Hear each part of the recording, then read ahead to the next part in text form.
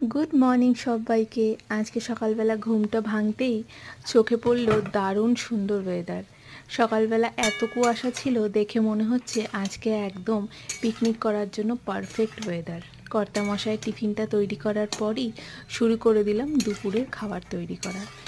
যত তাড়াতাড়ি রান্নাবাড়ি কমপ্লিট হবে তত তাড়াতাড়ি কিন্তু অন্যান্য কাজগুলো আমি শুরু করতে পারবো।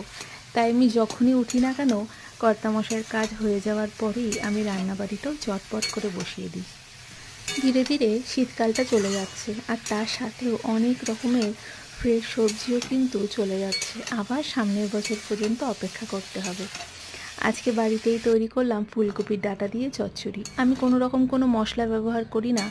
সর্ষের তেলের মধ্যে 5 ফোড়ন সোমবার দিয়ে ফুলকপির ডাঁটা, ফুলকপি, মিষ্টি কুমড়া, আলু, বেগুন দিয়েছি, অল্প একটু টমেটো, গাজর, সমস্ত কিছু দিয়ে বেশ নুন হলুদ দিয়ে ভালো মতন একটু ভেজে নিয়েছি এই সমস্ত সবজিটাকে।